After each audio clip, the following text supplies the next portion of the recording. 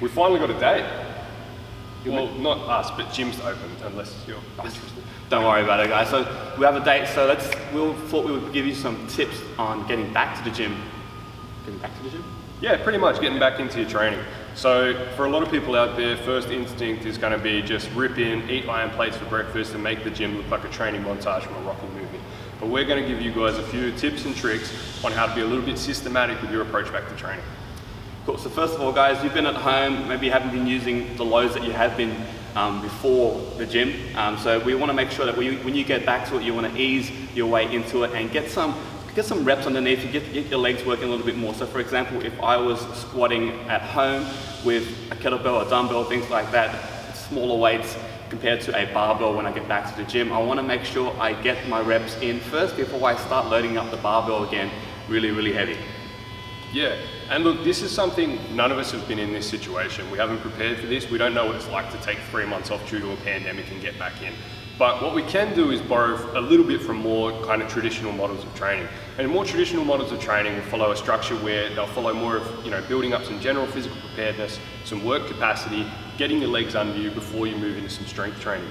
So it might be a good idea to get back in and start to systematically work your way up. And we'll go through some tips in how to do that and some ways to structure your training around that too. Now, again, like I said, we haven't been in this situation before, so I'm not going to sit here and say, hey, you're going to get hurt if you come into the gym and do the whole hog, because we honestly have no idea. But what we do know is that some structures in the body, tendons, ligaments, things like that, do seem to adapt and recover a little bit slower than muscle. So it might not be a bad idea to be a bit nice to these guys, go back to some more global general body training, like you would have done when you first kind of got into training. Alright guys, some real talk here. Most of us has probably gone a little bit weaker during this time. It has been a couple of months since we've been at the gym.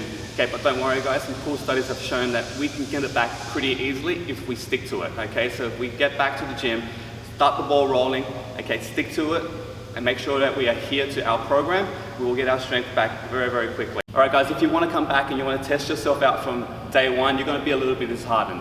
Okay, so we don't want that coming into the first session. What we want to do is we want to start the ball rolling and build some momentum as we go through. So we might start a little lower and it will get that momentum, and it will have more inkling to just keep working out rather than crashing out very, very soon or after the first 2 sessions. Okay. Yeah, perfect. Now, training-wise, we've got 3 things we're going to recommend. So the first one is using some different loading parameters. So for those of you familiar, loading parameters such as reps in reserve, RAR, or RPE, rate of perceived exertion. These are going to be a really good way to auto-regulate the load we're putting on the bar and potentially as well the amount of volume we're doing as well.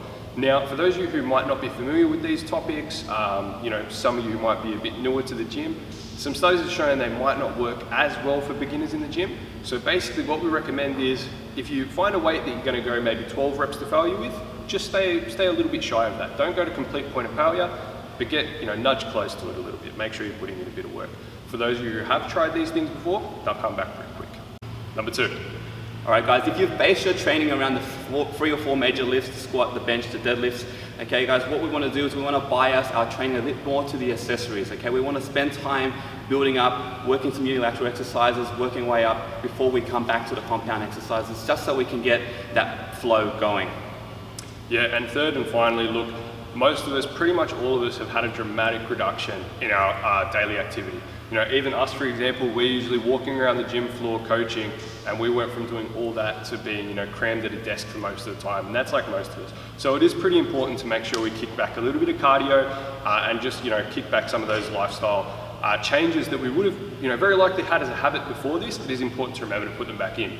Now, if you're a strength athlete or, someone who does, as Bandoll said, bias their training a little bit more to squat, bench, and deadlift, and you're one of the people that, has that joke, like, 8 reps being cardio, this does apply to you too. Imagine how much more efficient you could be if your lungs and your cardiorespiratory fitness wasn't a limiting factor to the amount of volume you could accrue. So we do want to make sure we do that as well. So guys, give these a go, apply these to your training when you can finally get back in the gym. We're as excited as you are, and let us know how you go. Please like, share, comment, let us know what you want to hear.